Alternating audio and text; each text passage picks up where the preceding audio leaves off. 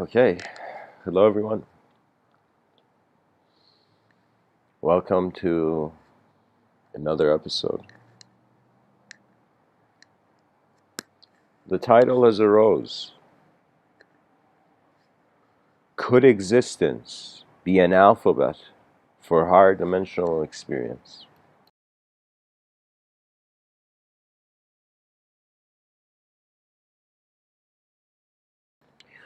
I would say for this episode, I am attempting to see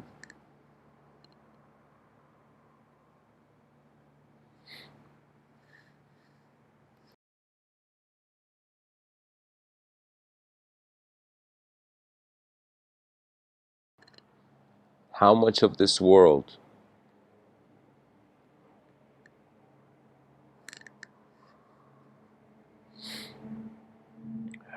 is language.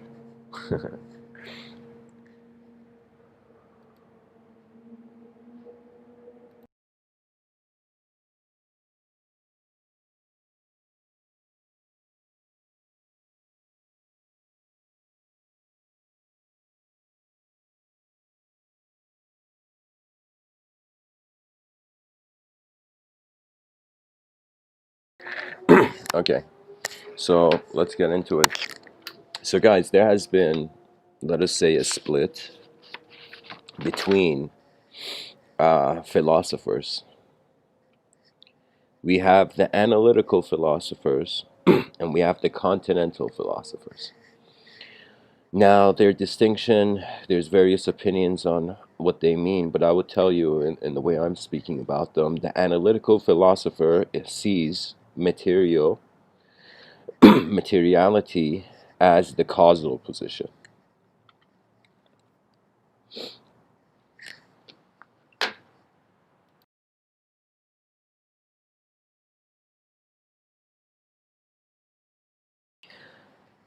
Immateriality, the effect.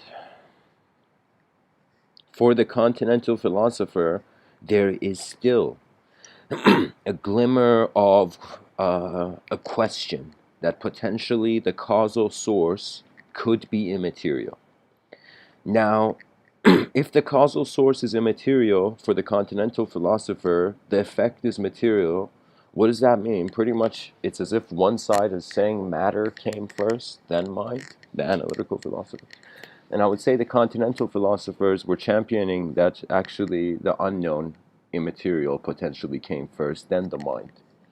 This is why in philosophy there is a branch called metaphysics. You know, we're wondering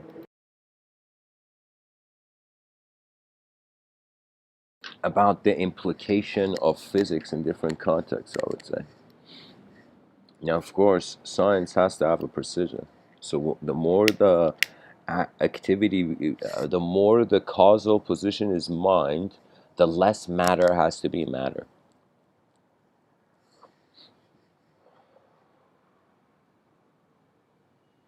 So anyways, why did I share this with you, this distinction between the analytical philosopher and the continental philosopher?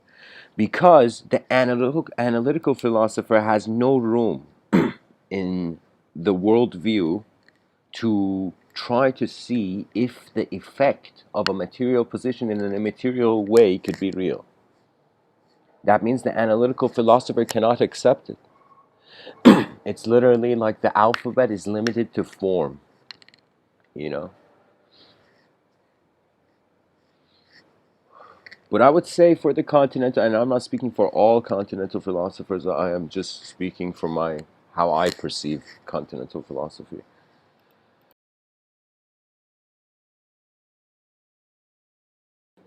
The philosophers.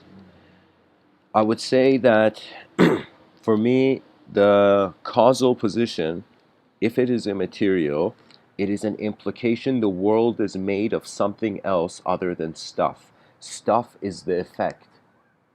It's the effect. Everybody understands cause and effect. So stuff is the effect of the intelligence of the cosmos. But to comprehend its cause, there's limitations. Because we see that geese are flying in the middle of this talk, Guys, the great Canadian spirit is visiting this talk.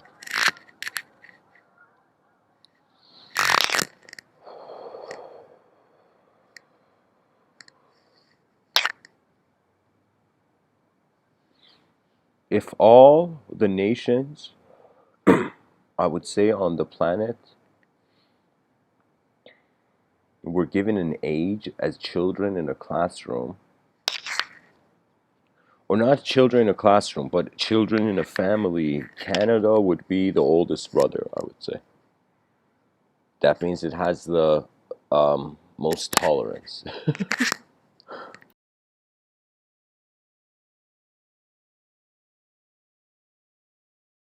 Until the queen gets angry, of course. But I would say,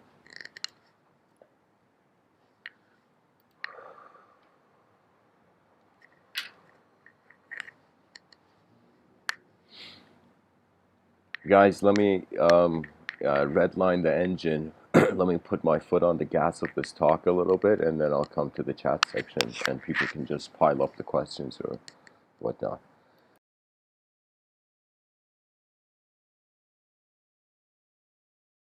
Anyways, if the world doesn't have a material causal position, what else can it be? The question of this episode is focusing on that, you know? And the answer is the world is not made from atoms. It is made from language. That's the that's literally the Excalibur of the continental philosophers, When the continental philosophers, I'm saying this of course playfully, but imagine if the continental philosophers were on a battlefield with the analytical philosophers, the continental philosophers would be like it would be like their secret weapon.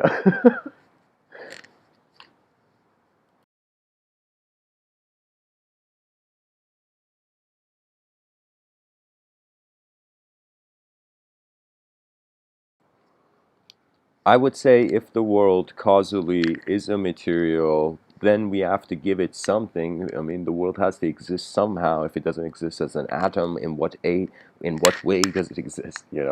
So if we realize that an object, or the what we consider the objective realm, the realm where objects are consciously noticed,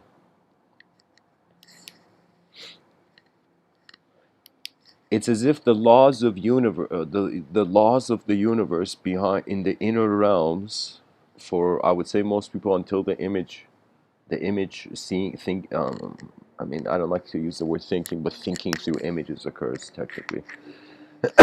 It would be some people see films behind their eyes, other people see sentences. I used to see sentences, I used to think through language. Then I started actually realizing, when I realized language is the reflection of, there's worlds behind language, worlds of image, behind any word there could be. Then the attention begins thinking through image. And that's the thing. I'm just trying to say, like, it starts off life as being something that you can write down on a piece of paper. Then it just becomes so much more complex with the additional dimensions and the unknown variability. I mean, like every day I wake up, that's really what keeps me going. It's like there's unknown elements, there's things I don't know yet about the realm.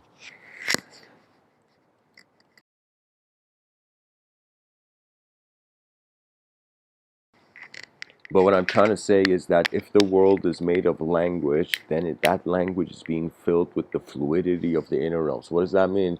Imagine like a coloring book. The physical realm is the outline, and the inner realms are the color. And in accordance to how your attitude, which the Stoics were very concerned about, is how your attitude was towards life, it would suggest how you're coloring it in, regardless of what situation you're in.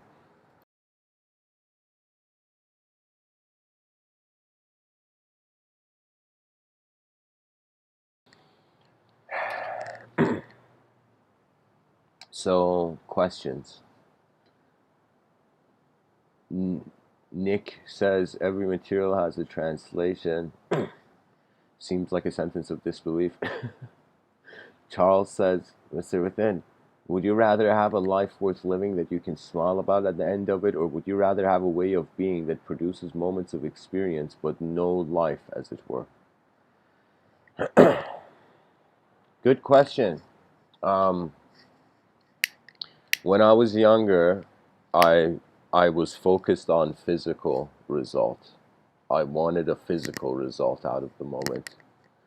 Um, but after, you know, certain strange, I don't know, moments that just happened in certain ways, I found myself realizing that we have been living like objects in subjects that are hollow.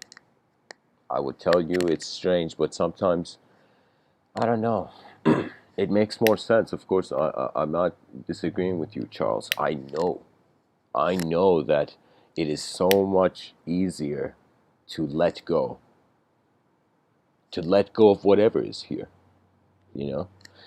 When I was younger, I would say it was very difficult for me to let go of things. It wasn't that I had an obsession, but I had an obsession to do things my way.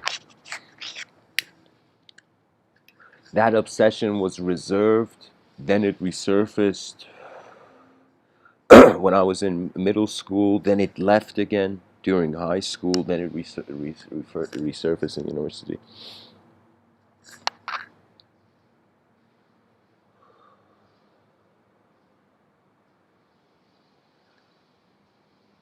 You know what my honest answer to you would be, Charles? If we were just bodies, I would totally be. It would totally be enough to just go run around in the world like it's a field of, you know, wonder and joy. You know? It's just that I have this. You can say it's from my own insecurity as a human being that I feel, even though when I think about it in the long term, even though when I think about it eons from now, you know, even though when I if think about it, okay, in billions or trillions of years, the Andromeda Milky Way are going to be two galaxies are going to be intersected, and the moment they're intersected, there's going to be no other appearance, you know, and it's like logically, how far can human beings go? Either we're, excuse my language, but either we are, um, uh,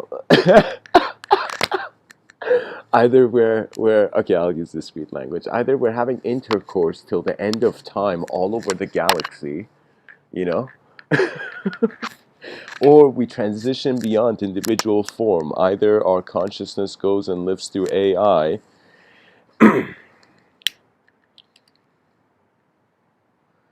or in some sense,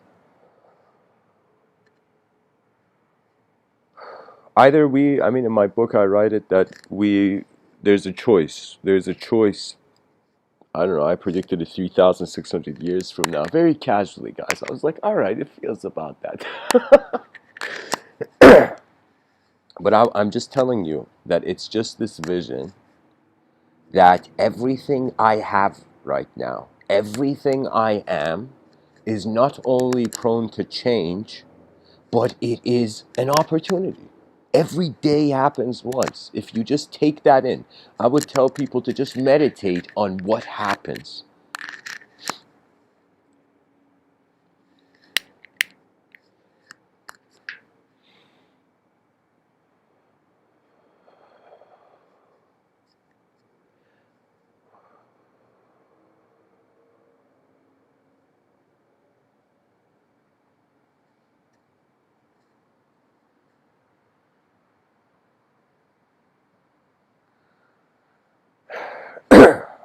Excuse me.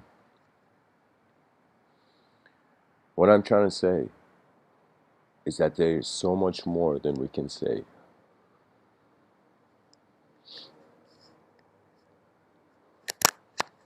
When I think about it existentially, what really makes sense, Darwin got it right. Darwin whacked the mole on the head. He was like, you gotta survive. When I think as a body, I am selfish automatically. Do you know? That's the nature of the body. It's literally like a vacuum for its own survival. It's trying to vacuum towards itself, its own endurance, its continuity. But there is the implementation of the mind. That means one thing I noticed was like, I was like, okay, so the difference that human beings have compared to all other animal species on this planet is so sophisticated that it renders it, it's like you can't have this unique of a difference and still behave and live an animal's life. So the question came that what is the mind's life? How do you live not just as a body here, waiting until the hourglass, is tipped over? It's like there's something else here. There's something more, that it is not enough to just be in a blind program. It's like we have been that for eons. For eons, just silent creaturehood. And now there is the space of dreams, visions, and even days where we will meet our sibling, our older sibling galaxy. Imagine somebody runs in the street, the Andromedans are coming, the Andromedans are coming. And people are like, what? What? No, that's too intense. I don't know how to handle that. And the person's like, no, no, no, no, no. The Andromedans is a film. It's coming to theaters near you. It's not coming. And the person's like, oh, okay, okay. Then they turn around and see an Andromeda extra. I will tell you that these are all archetypes. Unless we can somehow transcend language, usher in a new mode of communication that's experiential, rhythmic, integrative, and isn't dead before it's alive, then we win. The species wins. It's just a couple chess moves. What it is that certain tragedies in history, certain images of what could happen in the future have paralyzed the species. I think this is too generalized, but I would say, to me, there's a paralysis. There's a paralysis where people want to be individual happy people, not realizing that this happiness cannot arise unless the whole system has an advancement. You know? What does that mean? That means you got out of your individual hell. Nice. Couple of angels are clapping for you. But now, from the individual hell, as the person gets to the individual paradise, they notice the collective hell.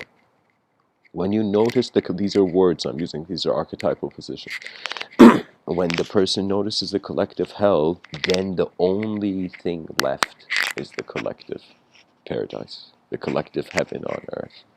That was my vision, that I saw it in my inner realm so clearly, that I was raised in, I will tell you very straightforward, I was raised in the Shia Islamic, in Iran for like at the age of 7. Like I was born in Iran, and then I came to Canada at a young age. And I've been living in Canada for some time. And I can tell you that from a young age, just the notions of religion, I mean, aside from seeing my peaceful grandparents and whatnot, there was something of, what's the word I can use? It was like if it wasn't input from within. That means you could sit somewhere, and I'll give you an example. Let's say you are going to a store, to a grocery store.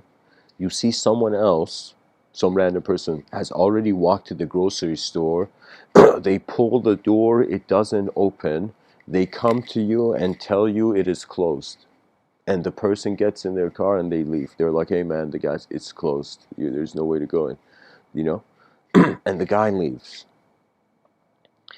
Now it's in that moment the person can choose to make their decision by information that has come outside of them, what that person has said, or the person can use information from within, which arises when you observe, when you care to observe, when you care to look at things for yourself. Like that's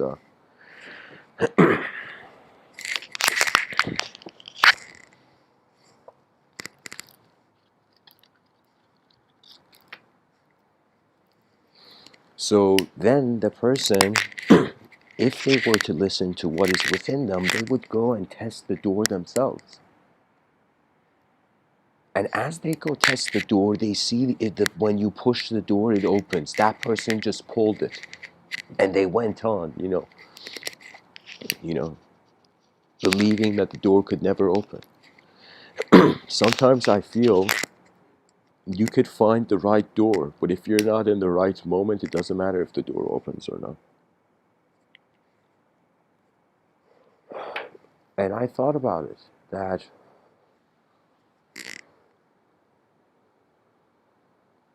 we as bodies communicate.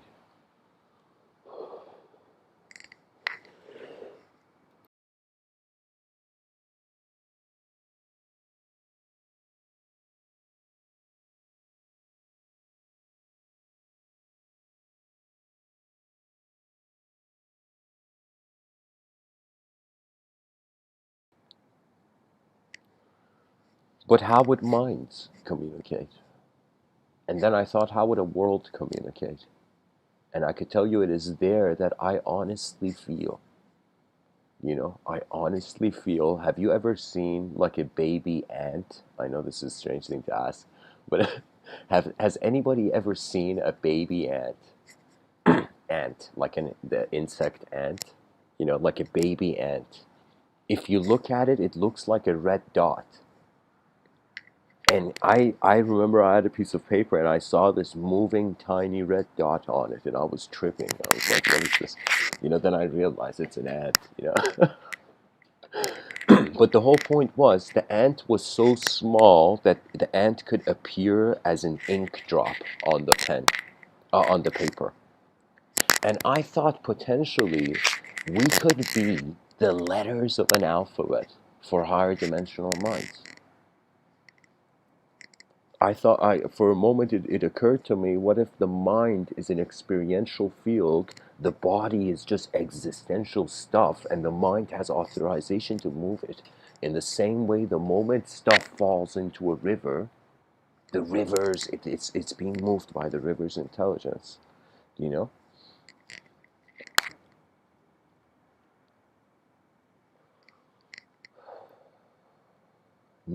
Nicodemus says in the chat section, you can unlock any door if you only had the key. And yeah, man, yeah. And sometimes you don't need to.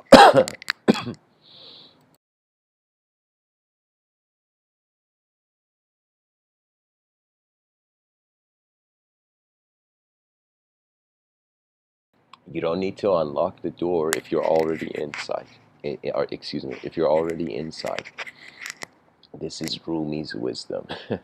Rumi says, I have lived on the edge of it. This poet, he says, I've lived on the edge of insanity, wanting to know reasons, knocking on a door. It opens. I have been knocking from the inside. As if truth has been doubting the illusion, not the illusion doubting the truth.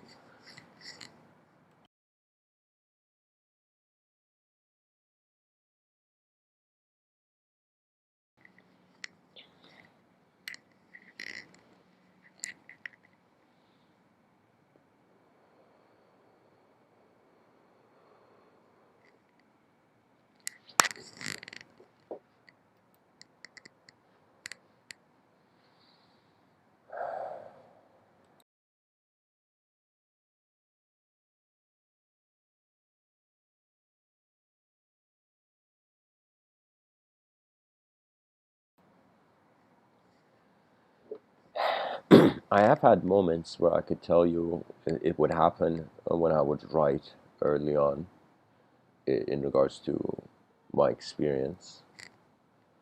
Um,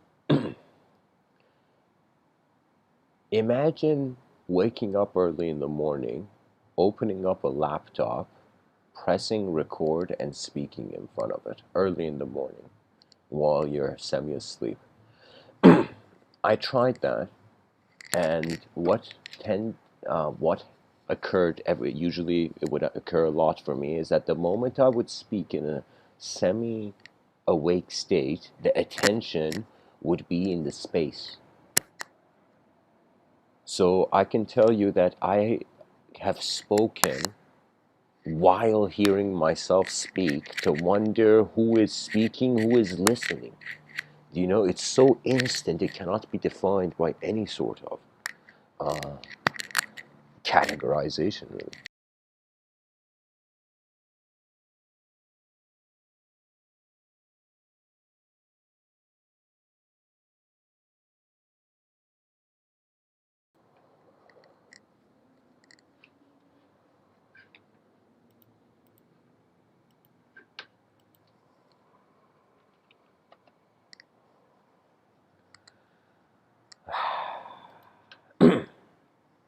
I would like to a quote. I would like to go into a quote tunnel of Hafiz and Rumi. It's this new PDF I found. I think it's definitely worth going into.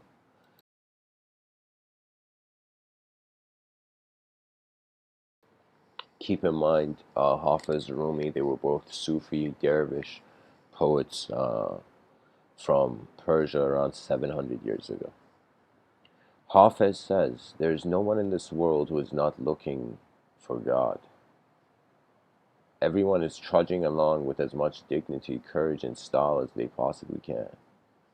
Rumi says, "There's a void in your soul, ready to be filled. You feel it, don't you? You feel the separation from the beloved. Invite him to fill you up, embrace the fire." Rumi said, "God has planted in your heart the desire to search for him. Do not look at your weakness, but focus on the search. Every seeker is worthy of this search. Strive to redouble your efforts so that your soul may escape from this material prison. Our desire for truth is fanned by his love. It is his attraction that draws all wayfarers along the path. Does dust rise up without a wind? Does a ship float without the sea?"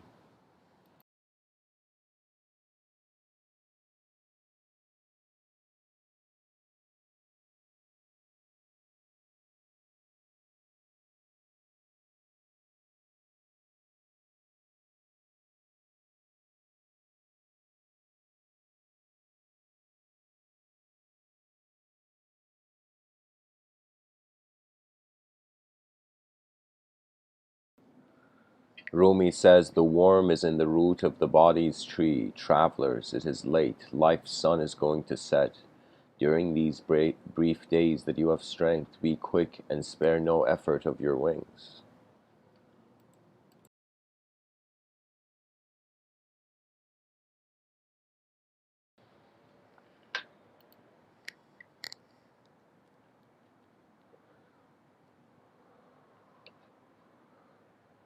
Guys, these Sufi dervishes, when they use the term like beloved, God, truth, it's literally their notion of a sort of ultimate state, you know?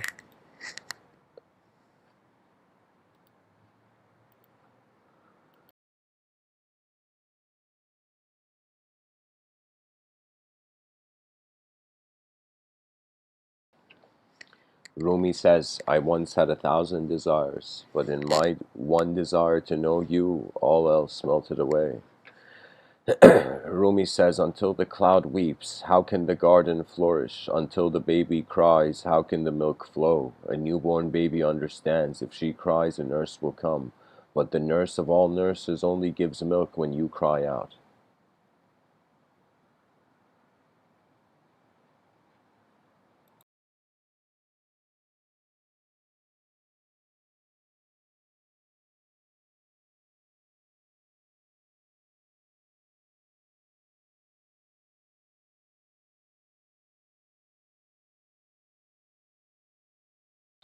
Hafez says, "What else is there for me to do but to sit here and cry? I wouldn't wish this sadness on even my worst enemy. You are far away, and day and night I lie grieving.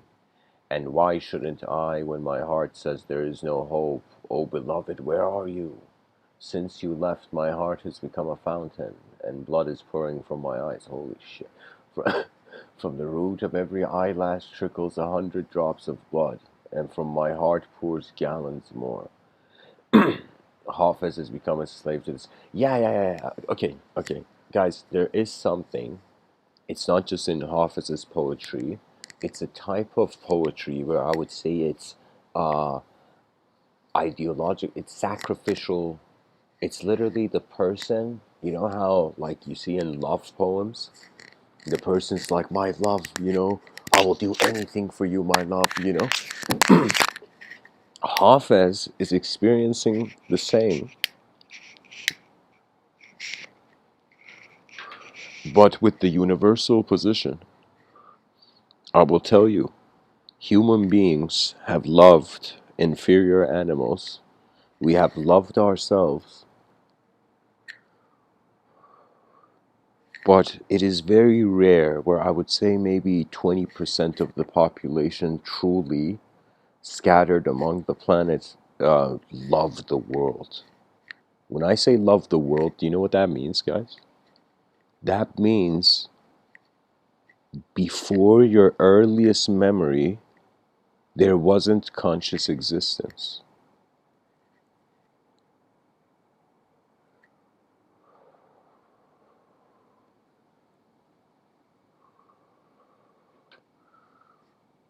The opportunity is given now.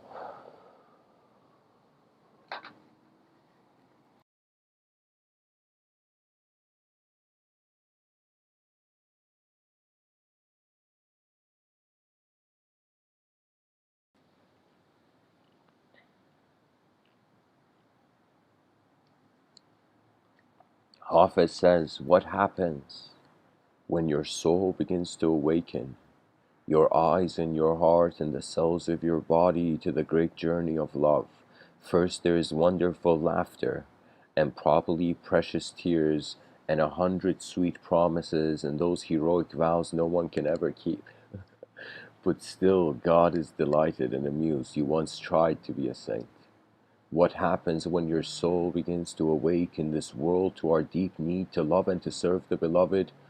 Oh, the beloved will send you one of his wonderful wild companions, like Hafiz.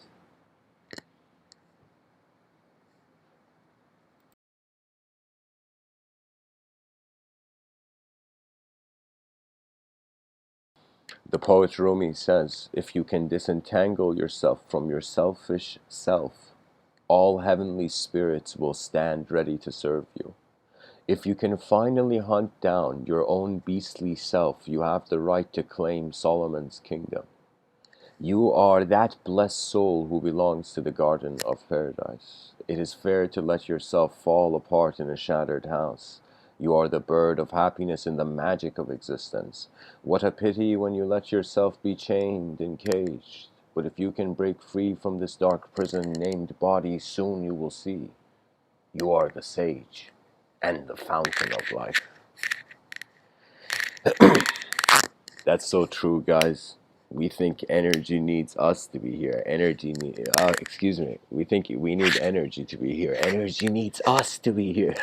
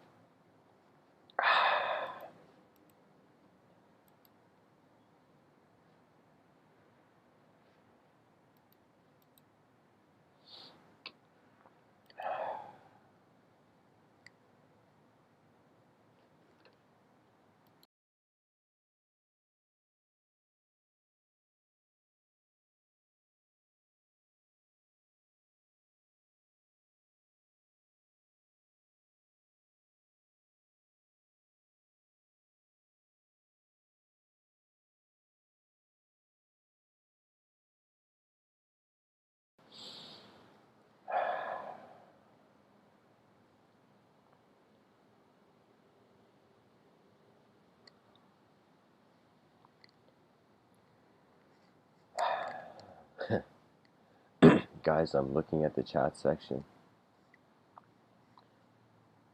and I will tell you, we are living at such a blessed time.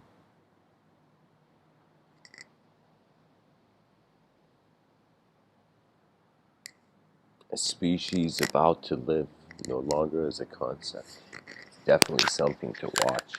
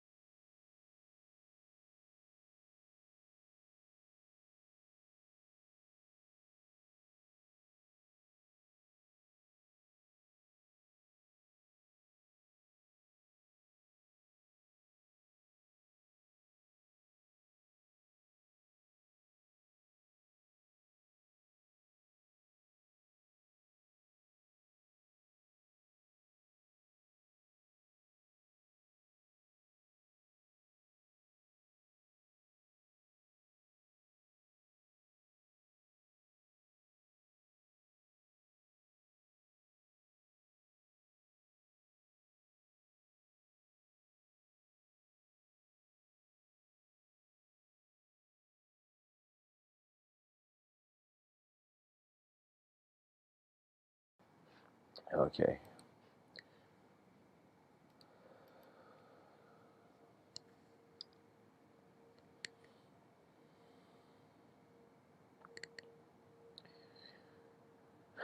Could existence be an alphabet for a higher dimensional experience?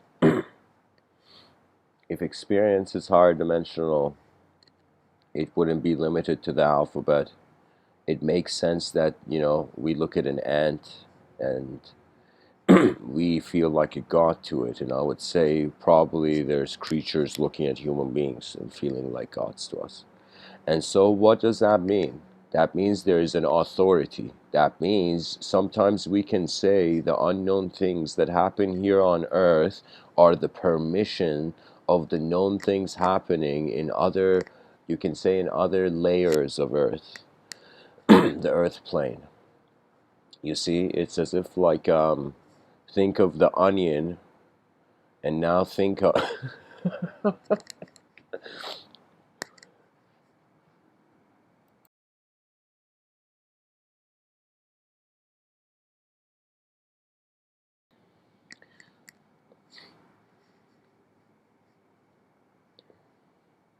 I feel first the person may get attached to objects, then subjects, then emotions.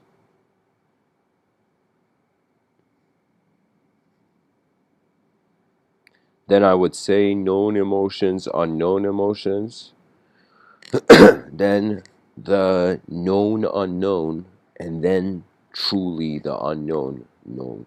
So first the known dash unknown, then the unknown dash known. That means if the causal position is unknown, what you look at is left to be known. I think that's the inquisitive nature of the creature we are. It's not just objects here. We are considering calculating spaces. We are like antennas receiving thoughts. We think we create thoughts, but it is not the case. You know, I feel that our minds are like trees, and the roots of this tree are the soul. And the soul is in a soil we cannot see, yet the whole universe stands, as if this tree of life has just grown out of nowhere.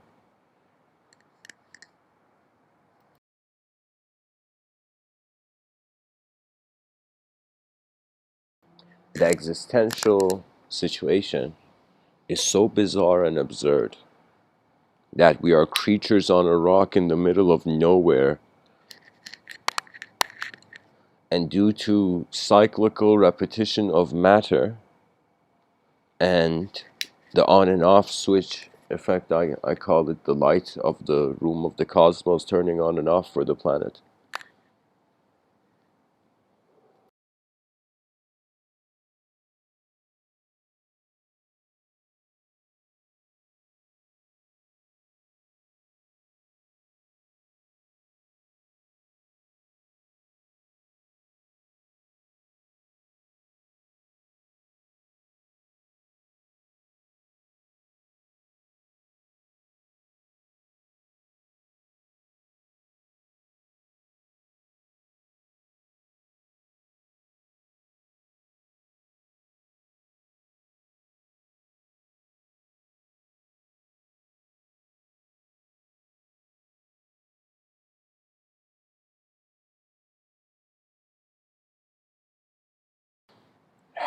Anyways, guys, I think I'm gonna make this part one and maybe go for part two tomorrow.